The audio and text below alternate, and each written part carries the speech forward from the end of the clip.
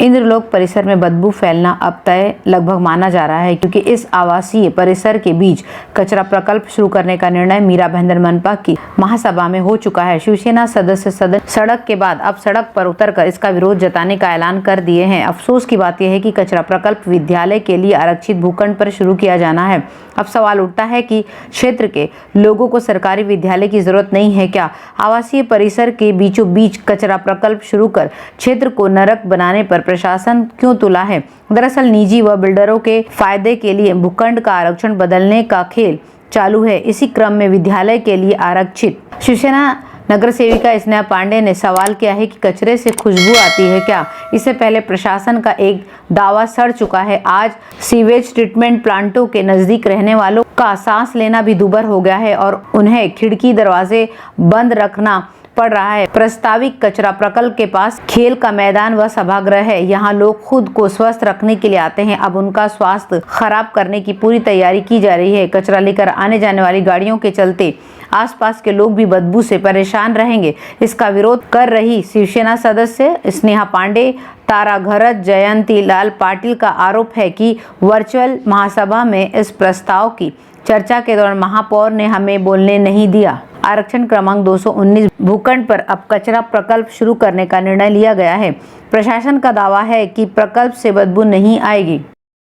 शिवसेना की मांग के बाद बंद कर दिया गया पानी कनेक्शन दोबारा शुरू करने का निर्णय मीरा भाईंदर मनपा की महासभा में मंगलवार को लिया गया है। हालांकि नया कनेक्शन सिर्फ अति आवश्यक लगने पर ही दिया जाएगा। उल्लेखनीय है कि पानी संकट को देखते हुए शिवसेना विधायक प्रताप सरनाईक ने नया पानी कनेक्शन बंद करने की मांग की थी।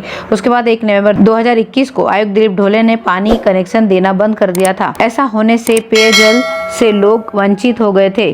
चर्चा के दौरान सभागृह नेता प्रशांत दलवी ने कहा कि पानी की किल्लत अब काफी कम हो गई है। 24 से 30 घंटे तक के अंतराल में जलापूर्ति हो रही है, इसलिए पानी कनेक्शन देना शुरू किया जाए। आयुक्त दिलीप ढोले ने सदन से कहा कि सच्चाई जानने के लिए मौका मुआयना किया जाएगा।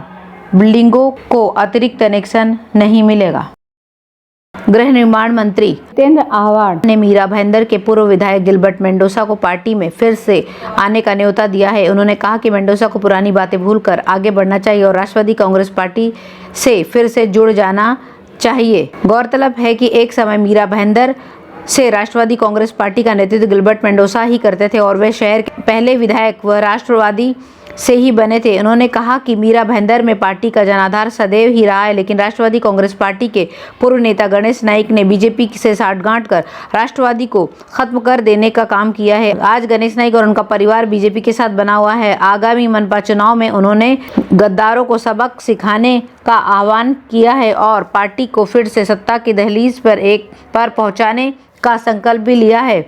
आह्वान ने कहा कि राष्ट्रवादी कांग्रेस पार्टी आगामी मनपा चुनाव में कांग्रेस और शिवसेना के साथ गठबंधन को तैयार है। उन्होंने कहा कि भाजपा ने मनपा की तिजोरी पर डाका डाला है और शहर में लूट मचा के रखी है। भाजपा को हराने के लिए वे मीरा भाईंदर में महाविकास आघाड़ी बनाने को तैयार है। उन्होंने शिवसेना नेता एकनाथ शिंदे और प्रताप सरनाईक को आगे बढ़ इस विषय में कदम उठाने का आग्रह भी किया है। उन्होंने कहा कि गठबंधन में सभी दलों का सम्मान होना चाहिए। इस दौरान उन्होंने मनपा चुनाव की तैयारी का निर्देश दिया है और 4 सदस्यों की चुनाव समिति का गठन भी किया है।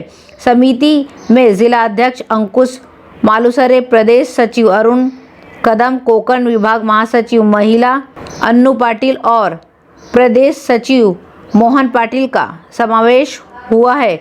समिति का काम चुनाव के मद्देनजर सर्वेक्षण, निरीक्षण और तैयारियों का जायजा वो लेते रहेंगे। इस तरह उन्होंने कहा।